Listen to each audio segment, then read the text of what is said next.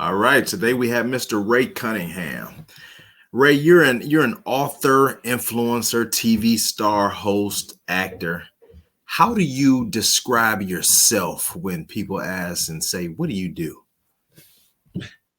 Everything.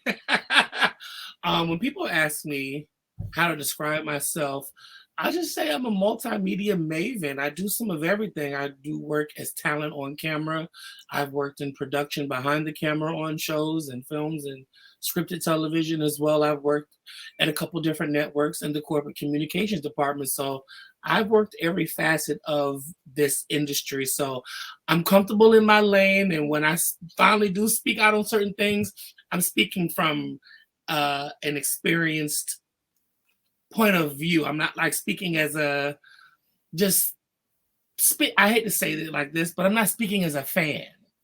I'm speaking from a direct, like I've done this, I've been a part of that, I've witnessed this, I've seen it all. So when I do speak out on certain things publicly, I'm not speaking from a objectional point of view. I'm speaking from a factual point of view.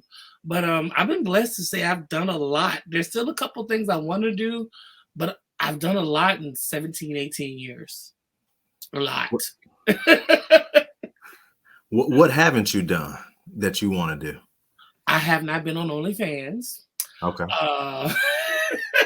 No, but seriously, what I would love to do is to sell a couple shows. Well, let me rephrase that.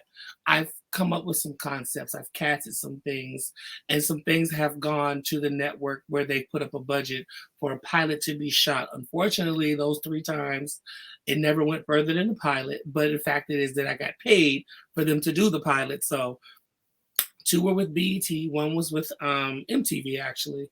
So I know I'm on to something. I mean, I'm right there at the door. So my next headline I would love to just see in Variety or Deadline is that Ray Cunningham sold a show, or Ray Cunningham shows greenlit by whatever network. Because again, I've been talent long, on 2 successful franchises.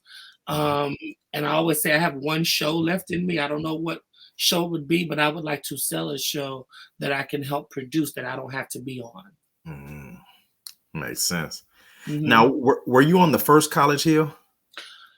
It depends. Technically, season 1 was Southern University, but we were the first season that was produced under the Viacom umbrella when BET switched over. Oh, how many years ago was that? We filmed season 3 in 2005, and it aired in the spring of 2006. Okay. Were you in college then? I was a senior in college. I graduated while the show was airing and relocated from Virginia to Los Angeles, and actually left to come to Los Angeles to work for BET. And I ended up working at BET in the corporate communications department for about 3 years. Okay. So we're around the same age. I was in school too. I was at FAMU from 99 to 06. So okay, 99. Okay, what? Okay, 99 to 06. Let's now see. I'm about to tell my age. 99. I was in high school. Now I didn't graduate high school until 2002. I came into Virginia State fall of 2002, and I graduated technically December 06. I was finished with the show was airing, and I was living in Los Angeles. And working, and I did not pass 1 class my senior year while we were promoting the show while it was airing. I had to come back and take that. Well, I didn't come back. I stayed in Petersburg, took that class, which was only 3 weeks long, and then I was in LA before the BET Awards. So I couldn't walk till December. That's when they started doing winter commencement. So I had to fly back to do winter commencement, which it worked out because I still have family in Virginia, so I was able to spend Christmas there too. So technically I'm a December 06 grad and a December 22 grad, because I went back 15 years later and got my master's in media management from Virginia State. Congratulations. Thank you. Now, I was reading a blurb about you, and it said you were the first gay network talent on BET. Is that true? That is 1,000% true. I'm the first Black gay reality star for a Black TV network. Okay. There was another gentleman on another network. I believe he was bisexual or something else at the time. And then after the show aired, he came out fully. But from the start to the end until today, it's been me. Yeah, it was. I didn't realize that at the time, that how impactful that would be. And people always say like, there's been a million gay reality stars since me, but to think that I was the first, like, I didn't really do anything crazy and outlandish. Like the most shenanigans I had was pouring liquor on the floor.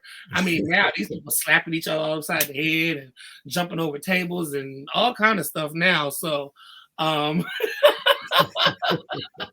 to say that I'm the mother of that, I'm 50-50 with that. Like it's an honor. It's definitely an Right. honor. I look at it as an honor now. Then it was just like one of the lone star, because again, there wasn't one before me. I couldn't think of one that I could identify with before me. So as I was finding out who Ray was and what my voice was and what my stance was, and I got thrown into it. Like I was representing an entire community of people that I didn't even identify with because I had not actually come out to myself. I knew what I liked and I knew what the title was. But that's not a conversation and some things that I had dealt with internally yet. And so when I came out on TV, I had to deal with it publicly then instead of internally. And it was kind of difficult for a couple years getting used to that because, again, everyone knew my secret, which technically I wasn't hiding, just never discussed it. Because, I'm from the South. Don't ask nothing, ain't gonna be nothing. What I do is none of your business. But Right. again, because it's on television, it is everyone's business. And I got a crash course in LGBT. Now there's a bunch of other letters.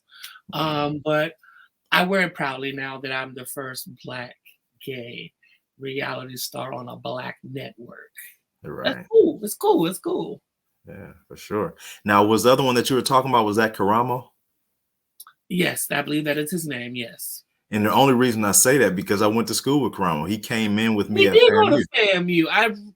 Only reason I know that is because K. Michelle filmed with us for 2 seasons of Love and Hip Hop, and she was telling me we connected because I went to Virginia State, she went to FAMU. So no shade to Love and Hip Hop, but there's very few of us that went to college and very few of us that went to an HBCU. Yeah. And we connected about that, and she was saying that while she was Miss FAMU, and I think she's a Delta from FAMU. She was saying Karamo from Real World was also at FAMU while she was there. So I do remember her telling me that. Yeah. Yeah, K. Michelle and I have a really good relationship. Well, I shouldn't say a really good relationship. We have her son's father is my line brother. So So you're an alpha. No, I'm a Kappa. Oh, because her son just came out Kappa. Yeah. No, her son just became an alpha. No, he became an alpha. I'm sorry. He became an alpha in North Carolina, right? Yeah, North Carolina Central. I saw that. Yes. So he went another route than his father. Chase, that's his name. Chase. Chase, yeah. And it's crazy. I don't know Chase personally, but from watching him on the show and then working with his mom, a lot of these women that have kids on TV and they grow up and they become like full teenagers and college students. You're like, wow, I'm definitely old. You're right. Yeah, when we were about to pledge, I don't even think Chase was 1 yet. So now he's, a grown man, which is really cool. But K. Michelle is super talented. Did you notice that, how talented she is and how smart she is? She told me she had a scholarship to yodel. Yeah. She listens to music. I got to sit with her in the studio a couple times while, off time in between the seasons while we were filming season 5 and 6. Or is it 4? No, yeah, 5 and 6.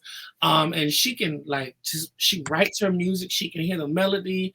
She'll say how she wants it to go, or you'll give her a beat and she can just get on it. And and there's a lot of music she has not released that sounds just as good, if not better, as the stuff she's put out. But she's really an artist. Like, as what Erykah Badu say, I'm sensitive about my shit. Like, that's really her. Like, I had never been in a studio before. That's not my thing. When I work with artists and stuff, it's more on the PR side. So that's like promoting it. But to see her actually sit in the studio and write and create and vibe out and just get in that zone. And she talks about redhead K, and then there's black hair K. I really got to see all that come to life. And her artistry is just unmatched as far as I'm concerned. Yeah. She doesn't get her due on just how good she really is. She's amazing. Yeah. Now, how did you land a consistent spot on Love and Hip Hop Hollywood? This mouth. This mouth. I was originally supposed to come on that show as just a guest. I had just relocated back to LA from DC. And honestly speaking, I knew everybody on the cast personally prior to them even joining the show. I knew Ray, I knew Tiara, I knew Nia, I knew Moniece, I knew Masika, I knew Hazel. I knew 80% of the cast. I knew everybody personally from just being in those circles when I lived in LA, when I was on College Hill, and they were coming up or trying to do things where I met them at different events through mutual friends. So it was a fit. It was a perfect fit for me to come on there. It wasn't a stretch. We didn't have to create a storyline. Like, I legitimately had stories with these people. Matter of fact, I was helping Masika and Moniece do PR for them when they first started the first season. And then when Jason Lee was originally on there, Jason and I go way back. Jason was honestly one of the first two people I met in LA. I knew Hazel, I knew Jason.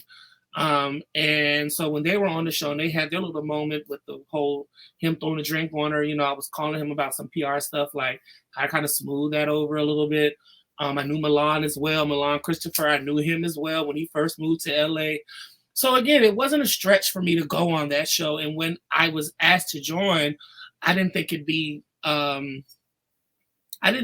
as dramatic as it was, because again, these are all my friends. These are people I knew. But working with your friends and then being friends with them off camera are two situations, because they have to maintain what they've already established on the show. And with me being new, it's like coming into any different organization or family or group. You got to get initiated, and I got initiated. But we ended up not being main cast members. I was supposed to only be a guest for 2 episodes. My first scene was explosive. Second scene was even more explosive. It kept getting more dramatic and bigger and bigger and bigger and bigger and bigger. Like, literally every scene was something was flying somewhere. Wasn't my finest moments. But I remember getting a phone call from Mona and from the other producers, like, welcome to Love and Hip Hop. Like, this is like a month or 2 in. Like, I've done the audition, I've got my contract, and I know what I'm getting paid. Like, these are after these scenes are happening back to back to back, and they're like, welcome to the show. So I was like, okay, I'm really in it now. And then when the trailer came out, season 4, with all that was going on with Masika and Alexis and Hazel and all that other shenanigans, and with them bringing Keisha Cole on that season, Brooke Valentine, the person I was arguing with the most, we were 80% of the trailer, and we weren't even main. Unfortunately, we all know what happened at the reunion. He was not brought back that 5th season, but I was. So with that drama being gone and him not there, I just kind of sort of floated around. And I shot a lot with K. Michelle and Moniece, which did not make the air for whatever reasons that are above my pay grade. And then season 6, we got a brand new production company. One of the executive producers, OG Singletary, shout out to him. He worked on College Hill when I was on that, so he ended up being my producer for the last season of Hollywood. And as you see, I was in a lot of that. I was in all that drama with everything going on with Lyrica and A1 and Apple and Moniece and April and Fizz. But once I got the hang of how this machine worked, I was good. I didn't take nothing home. That was a lesson I had to learn, because reality TV had changed from us being the first Black reality show and how College Hill was filmed versus the cinematic universe that Love and Hip Hop existed in. It was very different from what I was used to. And it took me a season to get used to. But once I got in it, baby, I get in the character, Misster Ray, when it was time to work. And as soon as they said it's a wrap, SUVs waiting outside, I was back to Ray and I was at home, and you wouldn't even know that I just came from this dramatic scene. Like, I had to learn how to work and leave work at work. And I think that's the people that are doing well on that show that are still there for like 10, 20 years or whatever, how long they've been there, is because they know how to leave work at work and go home. So, but yeah, that was a chapter of my career. It wasn't my best, but it wasn't my worst. It was definitely interesting to say that I was a part of Love and Hip Hop. Like, I still can't believe it. I was on that show for 3 years. I didn't think I was gonna last a season because people come on that show, they come and go. Like every season is 20 new people. But I was there and I was a part of it. And I'm glad to have been a part of it, but that's just a chapter I want to leave right there. I don't want to revisit it. I don't want to reboot it. I don't want to make amends with anybody about anything. It is what it is. That happened before COVID, so it is what it is. That makes sense. That makes sense. Yeah. Now, from what I kind of teased out of that, it's you got there from relationships, just how pretty much everything else happens. You know people, and you get to a point where people can put you in place, but you don't know what place is going to be. But if you have those relationships, they kind of manifest. Mm-hmm. And with you being in media, you understand that, like, when you get to a certain level, that things just don't happen by accident. Like, everything is. No, it's about connections. It's about relationships. It's about accountability. And it's really about how people view you. If you're difficult, like there's some people who are super talented, super popular, millions of followers on social media, all these likes and comments and views, and they don't have no work. It's not because they don't have a manager or an agent.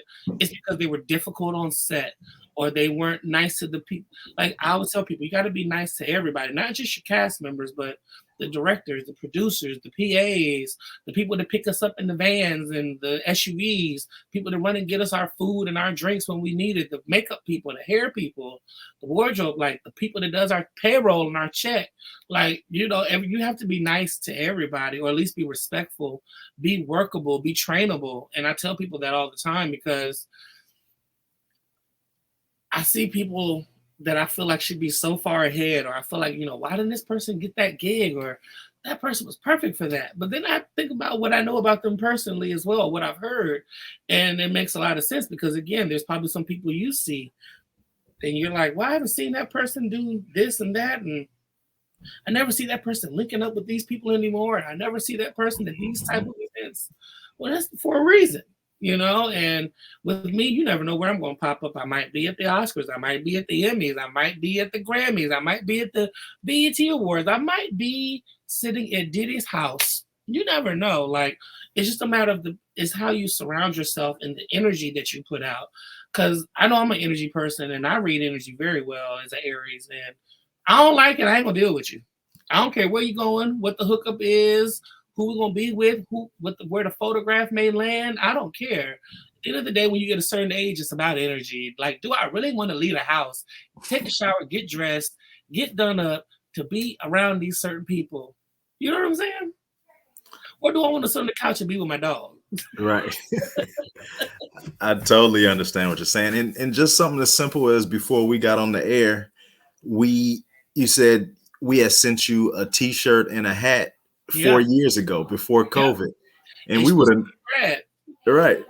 And neither one of us would have known that we'll be here 4 years later. So. No, I didn't. And I think at Dr. Ashley Little for that. I was originally during COVID supposed to participate with the Virginia State book that they did and be a co-author, a co-lead author with my brother Jaleel Thurman. Shout out to Jaleel. Mm-hmm. And just with it being COVID and, we were supposed to start filming season 7. I got a contract. I was going to film my 4th season that March. COVID started like the middle of March.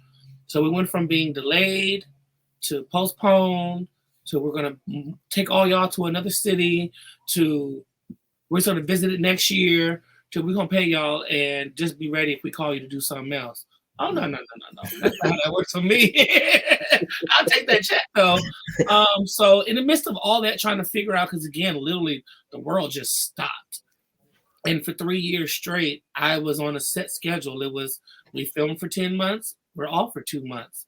Filmed 10 months, off 2 months. So I pretty much knew how the money was flowing. I knew what was going on and how things were moving. And so to be stuck and not knowing where anything is happening, like this is our job, we're contracted to it. So with me, my first 2 seasons of Love and Hip Hop, I was a guest. And that was by choice. I was advised to take the guest role because that was a less exclusive contract.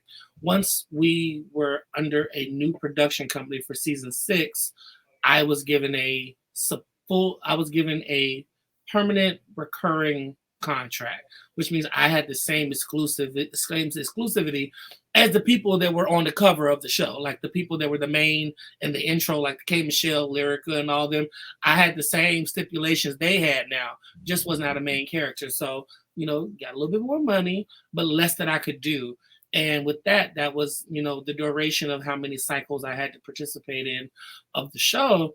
So my concern was, it's COVID, the show has been, they never told us it was canceled. To this day, no one has ever said the words Love and Hip Hop Hollywood is canceled. Though we only see Hollywood, we only see Atlanta and Miami on.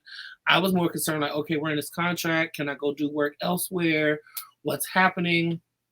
Was not interested in the family reunions or anything like that. I was just like, no, I'm good.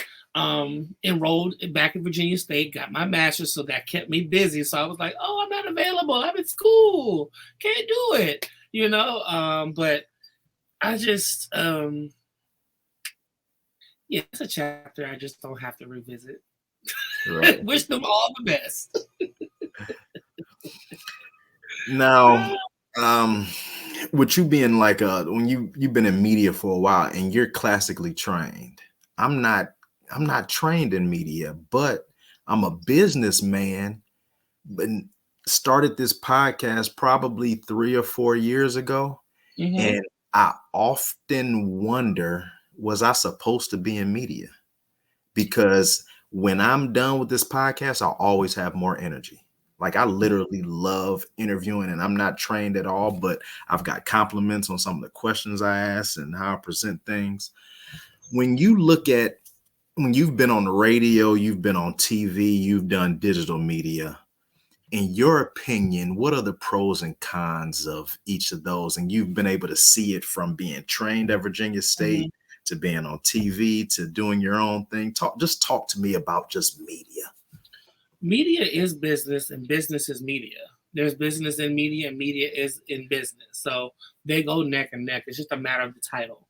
I would tell people, don't get caught up in the vanity of the title. My first media job was, of course, College Hill. That was television as an on-air talent. My second media job while College Hill was airing and I was at Virginia State I was working at Power 92 in Richmond, WCDX. I was an on-air radio host, and that was part of the promo for College Hill to be on the local radio station in my hometown, which was cool. From there, I went to work at BET in the corporate communications department as a full-time employee. Then from there, I started my own PR company because I had so many connections and everybody knew me from the show, and then they knew me in the office. So I said, these people are asking me for my advice and, giving, helping them out where I can legally and responsibly. I started social status PR with my business partner, Pam Baker, who worked at Fox. So it was just about connections. And then from there, I had a bunch of different gigs, like entertainment editor of Blue Magazine, helped launch Global Grind. That was Russell Simmons' entertainment website he had. We were doing PR for Dominique Wilkins, who was NBA Atlanta Falcons great, all-time great. We were doing PR handling his social media for him. Jumped back into digital. At that point, digital had got big. So again, relationships. I was in DC. I was at this event and I met this woman at the bar, and I was just going on and on about the Braxton family values. And I was talking about the Braxtons and how much I enjoyed that show. And, me, if you've ever been around me, I talk about some of everything. And I was just kind of sort of recapping what I had seen on television lately and how TV was funny at that point in time. Oh, I was talking about Mary. I think one of those Mary sisters had ran over her husband's car or something like that, or she was threatening to shoot him or something like that. And then the Braxtons was having all that. That lady was the head of development at WeTV. Didn't even know it. Shout out to Kristen. And offered me the digital correspondent position. So I now had my own digital recap series for WeTV that ran for 7 years, and it won them several awards. By the success of that, I met all the talent from the network from that. Everyone from Kim Kimball, that was on LA Hair, all the way down to who was the most interesting person I met? Mama June from Honey Boo Boo's mama. I love Mama June. Love her dearly. She's really cool in person. From that, I was able to host the network's reality awards. From that, I got another show, WeTV's first ever like budgeted talk show they did, which was digital. It's called 100 and Real with Mr. Ray. I had Quay and Lala on there, Don Benjamin, James Chanel Wright. I had Milan Christopher on there, brought him. I had Amina from New York, Loving Hip Hop, Brianna Latrice from Growing Up Hip Hop. And it was just happening for me again. I was like, okay, digital's cool. I can do this from at home. I'm in control. I was the executive producer. I was the editor of it, and it was airing, and I was getting paid great for it. From that, I went on Love and Hip Hop. I was talent again on television, and just over the last couple of years, just doing the work I've done with. Now I'm getting into like advocacy work. I loved my college experience so much. I linked up with Yo-Yo, who was on Love and Hip Hop with us, and she got me involved with the Black College Expo. And for the last 2 years, I've been traveling the country. We give out $1 million a year in scholarships to Black youth to go to a trade tech or to a junior college or an HBCU. And I just like what I do. I don't ever like being in one lane. And I honestly think that's because of my ADHD. I can't just focus on one thing. So I go from not wanting to be on television, not wanting to be on social media and be bothered. I want to be normal. So I go do different gigs and jobs where I'm just working in the office with the team or working remote or hybrid. Then I start missing it a little bit. I start seeing stuff online. And I'm like, I could do that. And then you see me pop up doing all this press and promo and doing everything again. And I just never settle. I don't settle. I've never settled. I've never been okay with just being one way and being known for one thing. Like everything that you tell me I can't do, I promise you, I'm gonna do it. I've done movies, I've done scripted TV. I was on The Game on BET, which I love that show. One of my friends happened to be the casting director. Again, relationships. He was like, "You in Atlanta?" Yeah. Hey, we're shooting The Game, 2 days shoot for this scene. You'd be perfect for it. Boom. I did a movie called The Assistant with Erica Mena, who's on Love and Hip Hop. Well, she was on New York, now she's on Atlanta, but did a movie with her directed by Chris Stokes. And Parker was in it, who's now on College Hill Celebrity Edition. So again, this industry is not that big. And that's why I tell people the energy you put off and the dedication you have, they see this. Whether they click like or not, they see what you're doing and they see that you're constantly evolving and working and, being a team player or being the leader, and that helps people make decisions of how they want to deal with you, if they want to work with you or not. And that determines how long and the longevity of your career. It really does. Absolutely. Tell me about your HBCU experience. Go into what was it like being at Virginia State? Oh my God, that was like 20 years ago. Things have definitely changed. I'm smaller now. No, my experience at, I gotta say it how everybody says it, the Virginia State University, my illustrious university. I had a love-hate relationship with my university. And when I say hate, I don't mean like I hate them. It was like, it started off with the whole, I was on a reality show for y'all. We got money for the school. What do you mean I'm not graduating on time? Y'all tell me the week of graduation that I didn't pass this class and got to come back, pay to take this class in 3 weeks? It's for 3 weeks? Got to aid it, of course. I had, a lot of people didn't know that, College Hill is so celebrated now, and it's a cultural moment. It was very impactful. It is, and I'm glad that we're getting our flowers 20 years later, celebrating the 20th anniversary. But as you know, and many people our age, over the age of 35, we were not celebrated back then. We were targeted. While we were filming College Hill, a lot of our professors were not in favor of the cameras coming in the class. They felt it was a distraction. They said they didn't agree to it. They didn't audition to it. They didn't want to be on it. And, we had some professors that hated on us and made it very difficult to navigate our education while filming that show. And as a result, I had to take a class in summer school. There was actually the dean of my department was my professor, and he failed me. Not because I didn't do the work, didn't come to class. He didn't like how the show made the university look. He didn't agree with a lot of the content that aired, like us being in a hot tub or, having red cups in our hand. He just thought we were making the university look so trashy, and he let me have it. Wow. So that's why I say I had a love-hate. All right. At the same time, the love from 2006 to this graduating class who just graduated, 23, we have friends. I don't call them fans. People know the 8 of us, whether we know them or not, or ever meet them in life. When you come to Virginia State, you know Rodney, Orlando, Will, Ray, Deidre, Anya, Bianca, and Audrina. You know us.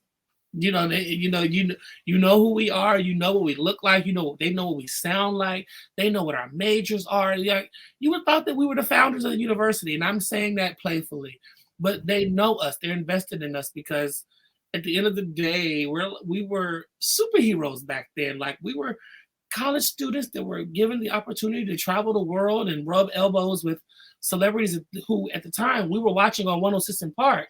Then we go to being on 106 in Park. We're at the BET Awards. We're in Miami at Spring Bling, hanging out with Keisha Cole and LL Cool J, like riding with them in SUVs, pulling up to a club with Jamie Foxx. And we were like 19, 18.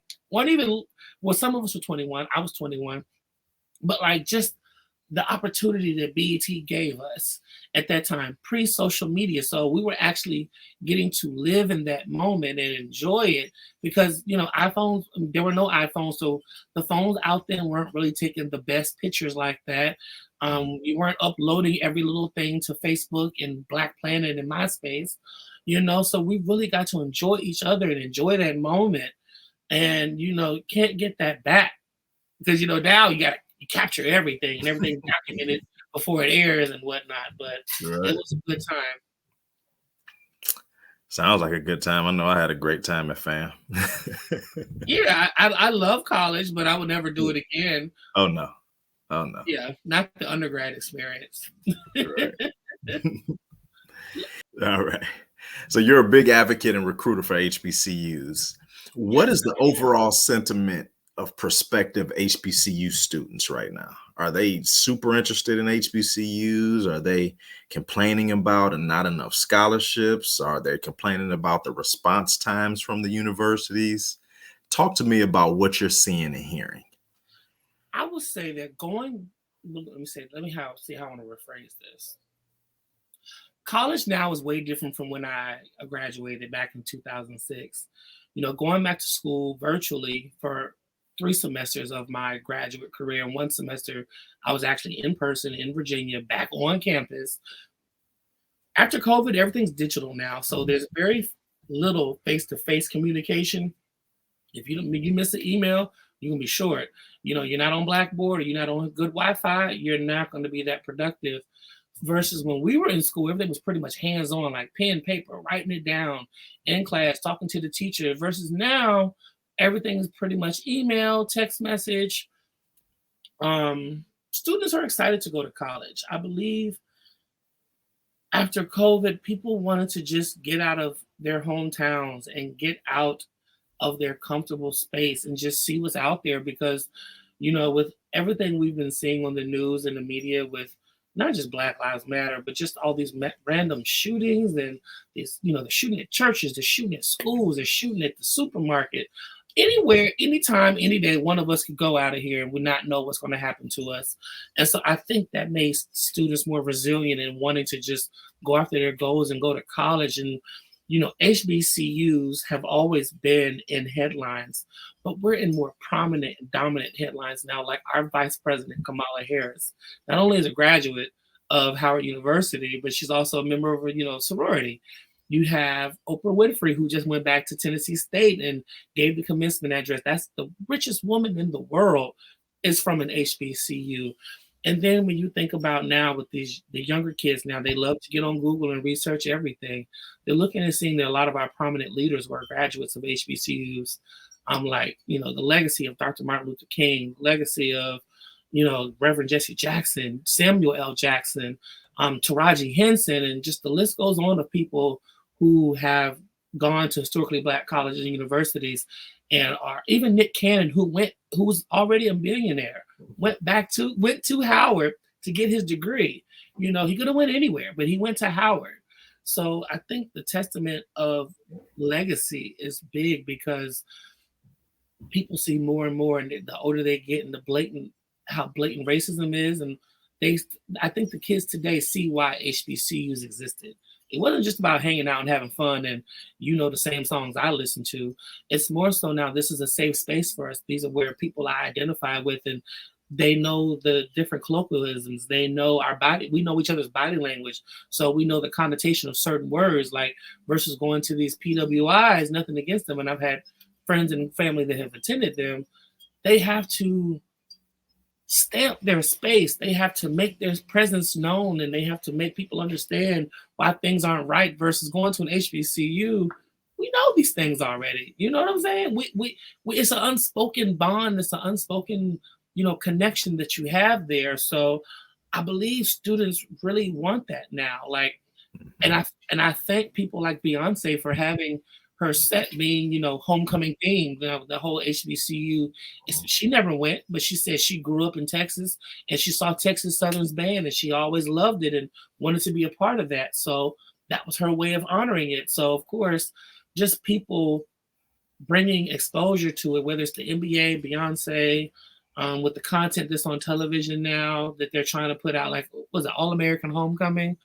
I just appreciate mainstream giving HBCUs the props that they deserve because some of the most awesome people come from those schools. And as statistics have shown, most of the world leaders and doctors and lawyers and educators come from HBCUs. And let it be known, most students that are enrolled in graduate programs at HBCUs are not Black. They are white.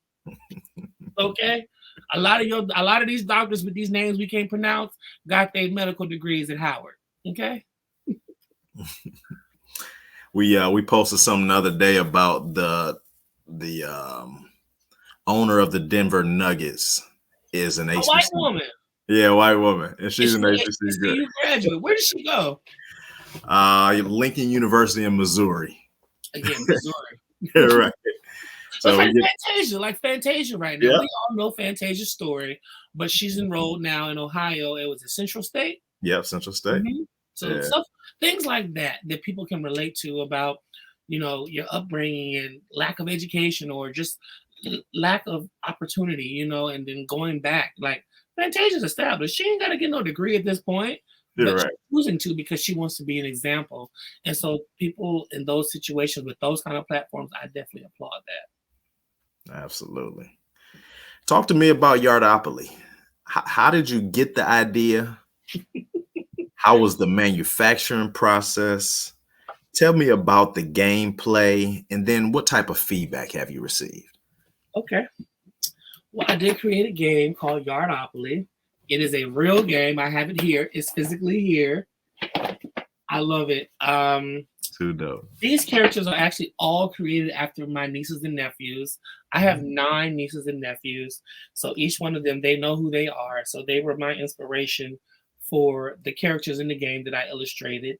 During COVID, when we were all at home and watching every movie and TV show that was available, I couldn't find any HBCU board games, card games, app games. I couldn't find anything because we were just at home. And then significantly, that was the first year that there was not a homecoming at any school.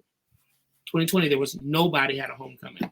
And, we were missing it at that point because a lot of people, that's our one time a year that we do get to go back and, just live in that moment of, what that greatness was for us.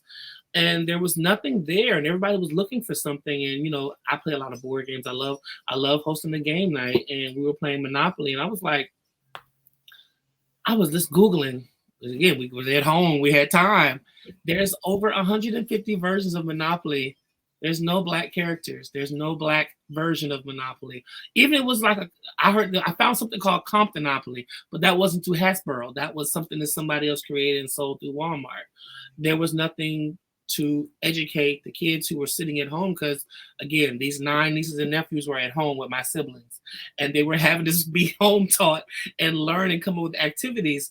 And I was like, okay, what if this is like what if this is the new normal? Like, no more in person, no more school, everything virtual.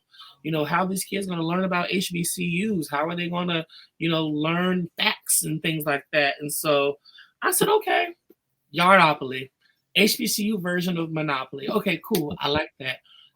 Instead of community chess and chance cards, I want HBCU facts and trivia, and then I want stuff that we go through on the campus, like having to get we call it a swipe in Virginia State. So your meal card, having to pay money for your meal card, having to buy a book voucher, standing in line buying those expensive books at the bookstore, selling them, get money for selling them back. The student refund that you get when you don't use all your financial aid money, like certain elements and things. So I wanted kids, alumni, supporters to be able to play this game and get a good understanding of what the general idea of what an HBCU attending one is like. And so I have general events on here like homecoming, pep rally, step show, midnight breakfast, SGA elections, fashion show, step show. This what generally happens at every HBCU. And I just wanted them to have an idea of it because, again, if the world shuts down again and people are still able to see, the thing is, college didn't stop. They went virtual. Education never stopped, but how they were receiving it stopped. So I thought of this as a fun educational tool to not only celebrate our traditions of our universities and things that we loved, but also wanted this to be an educational tool for students in school who may not get to do college tours anymore, because again, with COVID, there was no college road trips. There were no tours. Everything was virtual. It was like, look at this video and this is where you're going to pay $30,000 to come. So at least this way they could have some kind of hands-on. And as well, this is also homage to College Hill as well. Our season, we all had all the active student life on there. So that's where I got that idea from. But it's available on the Game Crafter in a standard and deluxe version. This is the deluxe version. Got all the parts and everything in there. Let me show you the board. I'm really proud of this board. Like, this really took me. I started designing this in 2017, and of course, with me filming Love and Hip Hop and everything else that was going on, I would come back to it. But really, during COVID, when I just had time to be at home and focus on it, is when it came to life, and it was perfect timing. And I relaunched it when College Hill Celebrity Edition came back. So nice. I like that. Yeah, I got to get one of those. Thank you. So yeah, I was just, like I said, I'm creative. I used to draw a lot when I was a kid, and I love creating. Again, I don't ever want to be in a box. Like, you couldn't have told me that I was going to be a board game creator, and there's a lot of, and the thing is, what got me really interested in this space was because there are not a lot of board games that are created by people of color available. There are not a lot of characters within these board games that are people of color either. We represent maybe 5% of the actual overall board game space and video game space. So there's a lot of money there for people to develop and create games, educational games for people of color. So if any of you guys are interested in have a board game idea, research some of these foundations and organizations, because they definitely give out money for African Americans to create games for Black people. So, nice. But people loved it. People have bought it. They've sent me videos of them playing it. A lot of my alumni bought it for as a keepsake. Like, they still got the plastic on. Like, they don't want to open it. Right. Like, they was like, nope, I done paid my money. This is a keep, because it really is cute. And I love the packaging on it. And a lot of what really made me happy was a couple of young ladies that bought the game. I got a lot of messages, but these three stood out. And they were saying that their daughters wanted to be like the cheerleader or the dance girl, or wanted to be the campus queen. And they were just identifying with the characters because, again, I made sure that every character represented every skin type of every type of Black person, from light to dark, curly hair, long hair, short hair, thick, small, everything.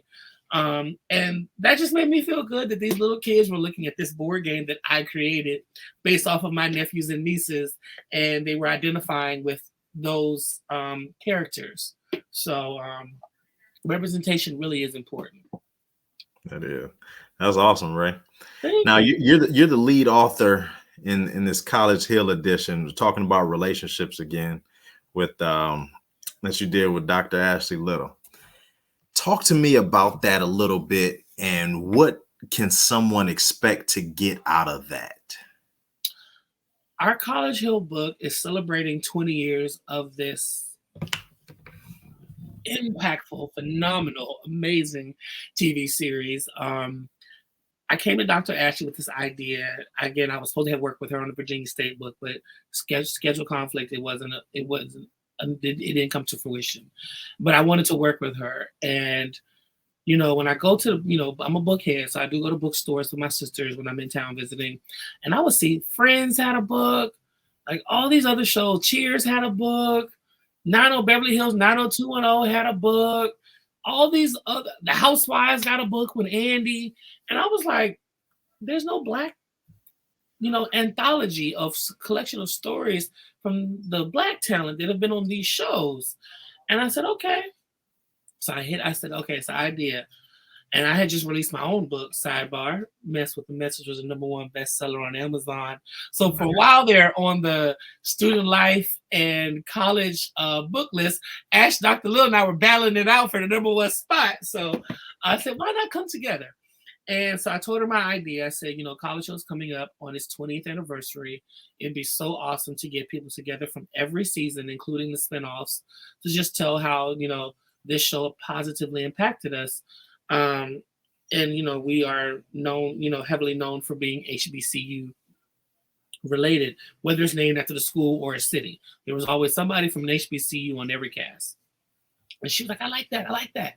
So it's been about 10 months in the making, getting people, the NDA signed, and then giving people the writing prompt and letting people actually tell their story, because everybody's not a writer. I'm a writer, so I did mine in a day. I was like, some people really needed to take time to process it, because this show affected everybody in a different way, whether it was positive or whether it was negatively. And so I didn't want to be naive to think that everybody just was going to be so excited to write about what their experience was like, because some people did have interesting experience. Can you imagine being Crystal or Vanessa trying to go get a regular job or teach kids, and they go Google you and you on here bopping her upside the head with a shoe? Or right. Me, yeah. with what I do with working with high school kids, traveling the country, and awarding kids scholarships to go to college. They can Google Love and Hip Hop. They can Google me pouring liquor on the floor from college. Again, we were 19, 20 years old, right. And we're now 20 years removed from that, but we're still, because of streaming now and the kids watching the show now, not only have we touched at least 3 generations of people, because there's aunties watching us, there's mothers and fathers that were our age that have kids now, and then they're watching it. So again, we've touched 3 generations of people, and they still hold us accountable for those actions. So it definitely, I felt like the stories needed to be told, and I wanted everybody to be able to tell their story, because I wrote a book already, and I've been on television the last 15 years on different projects and digital and different things. So I've had multiple opportunities to share my story, and I think pretty much people know how I feel about the show in my university. But the question always came up at the end: well, what are the other ones doing? And so instead of me telling AT, I'd rather them tell it themselves. And so I wanted to share this platform and share this opportunity and this moment with them. And I wanted all of us to share our stories, because we're all a family. Like, we have a group chat, everybody's in it. We talk, and we like any family, you have your ups and your downs, and some people are excelling. Some people are just living a very normal life and supporting those that are continue to do other things. And I wanted people to really see that, we're not just a show, the original broadcast. We really are a family, and we do keep in contact, like birthdays, parents' celebrations, or, we just recently, Will, his mother just recently passed away, and, we all, got together to just to send him some love. And like just yesterday was Aisha's birthday. We were all, in group chat telling her happy birthday. So we are very much involved in each other's lives. We know what each other's kids are doing. We know what each other's doing professionally. And I just thought it'd be cool to just have this moment stamped in a book, because a book will live forever. Our legacy is now cemented forever. Not only is it digital, it is now in a book that is going to be here forever. So awesome. What else is on your mind, Ray? What haven't we covered? What do you have coming up? What I tell you? Let's see what's coming up. coming up this fall, I will be back with the Black College Expo. We'll be going to Brooklyn, New York, Detroit, Sacramento, Seattle, Dallas, and Houston. So look for us there. If you're a high school junior or senior, please come out. Look on my Instagram. I have all the scholarship information on there. I've seen kids get $1 million, not $1 million. I've seen them get $100,000 scholarships from the Army. We have the Army's involved. We have the Navy involved. Rock Nation is on hand giving out internships. I mean, it's just no kid leaves there with no money. Everybody leaves with something. Shout out to Dr. Teresa Price for that. She makes sure that every child that comes leaves with something. So follow us, the NCRF Foundation, and through that we have the Black College Expo. On top of the book coming out, we're doing a lot of promo for the book. We'll be doing some interviews, some of everywhere, maybe something on TV. I can't confirm that yet. But the fans have been writing on Instagram to BET and Tracy Edmonds, we want to see the alumni. So I wouldn't be surprised if for our 20th anniversary, we all get together and do something on television. As far as myself, I'm going to re-release again another version of Yardopoly. This one, I'm just waiting to get some clearance because, again, with doing board games, you have to get clearance for everything. Nobody owns their name. Nobody owns their likenesses. So even though you come up with these great ideas, you have to kind of work around it. So I'm working on that right now. Other than that, though, I've really just been focusing on my health, focusing on, creating more wealth, just coming up with different projects. There's nothing like waking up in the morning and getting a notification that someone has purchased something or something has been deposited. So I'm really into that. And I can't really speak on too much right now, but Mr. Ray is working. Like I said, Mr. Ray has one show left in him. That's all I can say. I'm mentally getting ready for that outing, for that next outing. But really my thing right now is I really just want to put my master's degree in media management to work. And I've been doing different projects behind the scenes. I'm currently working with the American Reality TV Awards. I've been working with them since 2021. Okay. And they just gave me a position there as a producer of impact and inclusion to make sure that people of color are included in the nomination process as well. And we just found out yesterday, I'm so excited that we are eligible for an Emmy nomination. We are a part of the Academy vote. So voting for that will be June 15th through June 26th. So I could be Emmy nominated Ray as being a producer. So again, I'm just looking forward to new avenues and new doors opening. If I get the Emmy nomination, that's good for me. Emmy nominated Ray is great for me. Now, if I'm Emmy winning Ray, it's going to be a whole new day around here, okay? But just the opportunity to be in that conversation of being Emmy eligible lets me know that I'm placing my talents in the right spaces and that I'm connecting with the right people. So again, shout out to Kristen and Andrew for that, and the whole American Reality team. Vivica Fox is our host, so fingers crossed on that. So maybe we can do an interview and follow up just in case we get the nomination. For sure, we got to. And Emmy nominated Ray sounds good. Where